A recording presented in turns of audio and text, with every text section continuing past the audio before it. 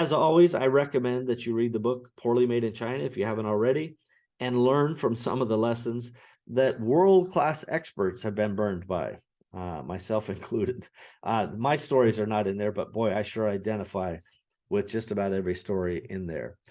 Now, this doesn't mean you can't have stuff made well in China. It just means that you should be cautious about it. In fact, I'll give you a great final example. So after a bunch of these responses, and they're frustrating me along the way, some of them are reasonable and some are unreasonable.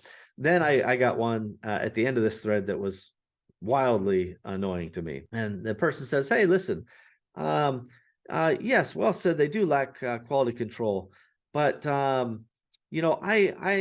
as a seller, I've found some good products here, and I found some good factories, and I just trust them. I don't even send an inspection company." And that is like a recipe for disaster. That for you to think that they're looking out for you, or somehow you're immune because of some special relationship you have to problems, is, well, it's naive is the nicest way I could put it. I have told the story before, and I'll just briefly touch on it. We used a factory for over 10 years. We were their largest customer, right? In the world, we're their largest customer. We did, it ramped up over the course of that 10 years, but by the end we were doing $3-4 million a year with them. And over that time we had done 10 or 20 million. I don't know the exact total during that time. Substantial numbers. And we liked each other, right? The factory owner, I liked the guy. He's a good guy. Well, a fun guy to hang out with, but not so good when it came to ethics. They pulled a fast one that my rigorous inspection, our quality assurance, we didn't catch until after the fact. And it turned into a giant, dozens of container, multi-million-dollar problem. So, am I perfect? Certainly not. I would never portray myself as such. But even with, rigorous experience and great on the ground people and, experts, we can all get burned. So the idea that I just trust somebody and I've never had a problem so far, so, I don't even send inspectors, is, well, it's just idiotic. Honestly, please don't make that mistake. It is not going to work.